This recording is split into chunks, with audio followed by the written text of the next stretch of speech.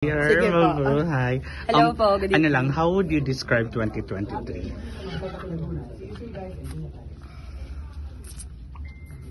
50-50 yung road ng life ko. 50% so blessed and thankful. 50-50 siguro marami akong realization na nagre-regret ako. Mga ganon. Sa buhay ko po ganon. Sa mga decision ko sa life, ganon. If there's something you could change or somehow sana naging iba yung atake mo this 2023, what is that? Siguro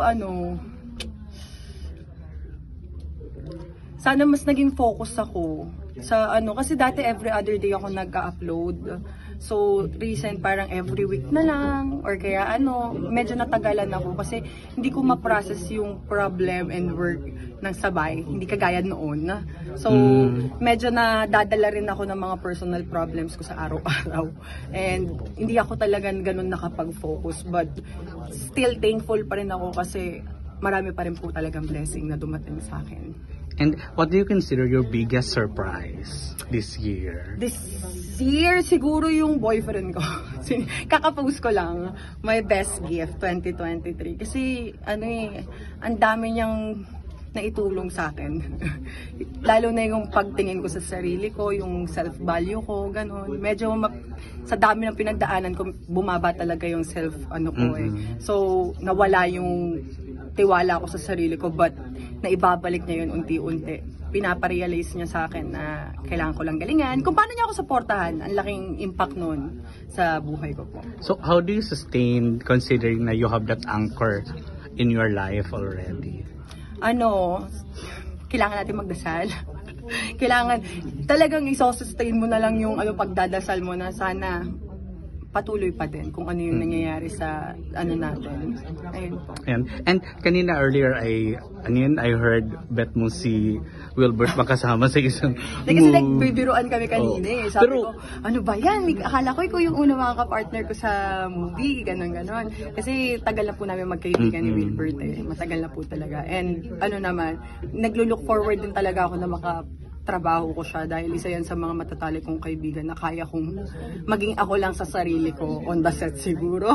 Pero sana po, di ba? And it's no secret naman na parang maraming nag-ship sa inyo ni Wilbert before, nagkaroon kami dati ng ganun. Pero so far naman nung nagtagal, lalo na nung nagka-baby ako, na-realize na rin nila na ay talagang magkaibigan sila matalik. On and off social media, magkaibigan sila. So, yun naman po yung nag-stick. And kaya, looking forward pa rin ako na makatrabaho ko siya. Kahit i-ship pa rin nila kami.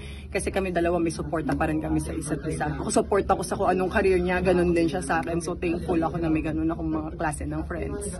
Pero we know na yung... Sige po. We know na yung type of films na Wilbert has been doing recently are parang sexy, naughty. Yeah, oo. Is it nga something na... Hindi, aabangan ko yung after niya sa mga kasi hindi na tayo parang abangan nyo na lang po yung first movie ko.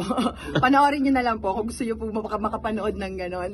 So, yung susunod po sana naglo-look forward ako na something talagang creative na walang halong kahit gagawin ko po. And congratulations, we saw a lot of reviews from the premiere night na halatang hindi first timer to si Zayna. Ay, hindi nyo po talaga naiintindihan. Ngayon pa parang wala lang to, pero nanginginig na yung gagawin na siya.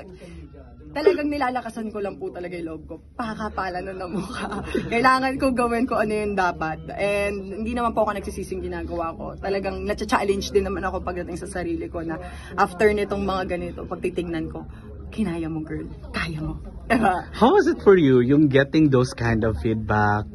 Na parang, especially you're introducing, di ba? Opo, introducing. Medyo pressure po talaga yung naramdaman ko. But at the same time, napaligiran po ako ng mga maayos na tao na kaya kong dalhin kapag hindi ako makasabay. So talagang with the help of them din talaga. Kaya everybody, sobrang clap-clap po ako. And last question na lang. How would you describe your relationship with Hey Pretty Skin this year? Siguro po, looking forward ako sa mga pasabog pa namin ni Miss Anne. At antayin din nila yung mga pasabog ko with the brand. Kasi ayoko din naman madali-madaliin. Gusto kong makita nila kung paano nag-e-effect sa akin yung Hey Pretty Skin Aesthetic Clinic po. Yun po talaga yung pinaka-ano ko. Pinapakita ko kung paano unti-unti matatanggal yung mga hair natin sa body, ganyan. But so far po yung relationship namin sobrang okay po As in, support ako, nandito ako ngayon sa Christmas party, gagawin natin, mapasaya lahat ng mga tao dito, lalo na yung mga nasa Hey Pretty Company. And andito po ako para gawin yan. Thank you, Salamat po. dear.